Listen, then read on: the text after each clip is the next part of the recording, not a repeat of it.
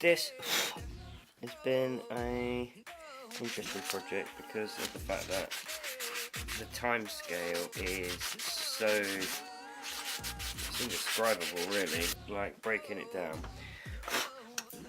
On the first night that we were excited about going out there and getting out forgery and whatnot from the first video, we took a file, cut it in half and then drew out the tapers of the end, and we were there for maybe 3.5, 4 hours or thereabouts. Yeah, bashing away. So yeah, basically we started out in my little gas power, next to my little gas power forge. We had a file, just an old file I picked up at a car boot for about 50 pence, because quite a few people have said that, you know, if you're doing a little bit of forging, it's a reasonably good way to get your hands on some materials quite cheaply. So we got our file, we cut it into 2 lumps of metal basically, you know, his and hers, well, mine and Huxley's, lumps of metal to forge into blades. So into the forge they went, heat them up, started shaping them. That took us a couple of sessions. Second night we went back and drew the tails out further. Yep. And start to refine the blades, start to work the blades up. Putting twists and bits and stuff in. Yep, yeah, and you did your twist. You found a crack in your blade. Yep. And so then our blades have had at least 6 to 7 hours worth of work at this time. Mm-hmm. And I think then we then went back for a third night at the forge, which is where we finished off. We finished off the basic shaping with hammers and whatnot, and then we put them into anneal overnight, which is basically getting them pretty hot, non-magnetic ideally, then allowing them to cool as slowly as possible. When they'd finished cooling, which, you know, was in a bucket of ash overnight, ash being a great insulator, I put a big hot rod in there as well to, you know, help them cool slower. After the anneal, then came grinding. We spent the night grinding, so that's 6 to 9 hours worth of forging before we'd even got to the grinding process. I'd probably say, like, you know, being semi-conservative, realistic about the figures, say we probably spent 6 hours hitting it with hammers, and then probably another 2 to 3 hours grinding. Well, the grinding, we spent a night grinding, and we did with the grinding jig with the file. Yep. There was, unsurprisingly, quite a lot of that. If we'd been better with our hammer blows, then we'd probably have to do less grinding, but, you know, pair of amateurs, we're doing the best we can.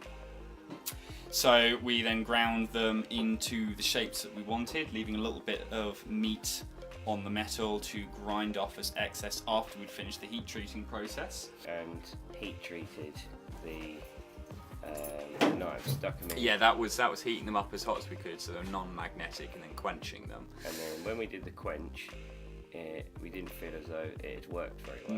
No, so then we quenched in water, which may have been the wrong idea. Which is where potentially the cracks have come. Yeah. By now, we're still looking at 12, maybe 15 hours. Basically, we heated them up after we'd finished grinding. We heated them up again to non-magnetic. From there, we went to the quench to make them as hard as possible. Ideally, sort of file skips over them, the teeth don't bite in. And then from there on, it was to the softening up process. You know, we've made them as hard as we can. Now we need to make them the correct amount of softness, and you do that with an oven. I think we used 2 slightly different techniques. I put mine in my oven at 200 degrees Celsius for 2 hours, and you did that twice? Okay, fine. So Huxley did a 2-hour bake, followed by a 1-hour bake, and then another hour bake the following day. They both seem to work pretty well, and they both seem to hold an edge okay, so that's the main thing. After we'd done the tempering, we came back here to do the grinding, and we spent another 4 or 5 hours grinding, and I spent a lot of time with the stone in the corner. Yep. And got a bit more of a curve as opposed to you got your convex blade. You get more of a hollow edge. And then I spent time with the grinding stones, or the, what is that called, a grinding block? Oh, what, the sharpening block, stones? sharpening Yeah, block. yeah, the diamond stones that you were just rubbing your blade on. I cut down through the different grits of the diamond, Yep. and then went to the sharpening stone, the metal block, Yes. and then went to the wet sharpening stone to finish it off, Yep. and then finished off with the lever wheel to get my blade ready. So did all that in the last time. And of course we sharpened them, polished them, made them look all lovely and gorgeous and sharp and shiny and stuff. And yesterday when we turned up, I was here for 5 and we didn't leave till midnight. No. So About 11:45 we kicked out. 7 yeah. hours on Yeah, top of the 15 to 20 that we've already had. You start to appreciate how long these things take, don't they? Yeah. And then from there it came down to making the handles, which was pretty easy. Paper templates to figure out what we wanted the hinges, and then just started shaping, really. The scales, me taking the wood, Yeah. bandsawing it out, sanding it down, getting it in the right shape, drilling the holes.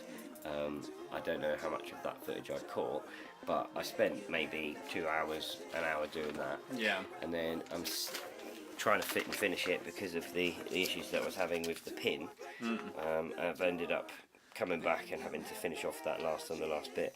So there, yeah, that's the process in short, I would say. I mean, of course, you know, me giving this little sort of verbal summary of everything that's happened is not as effective as you going back and watching all the videos. So, you know, if you really want to see the whole process, go back to the videos.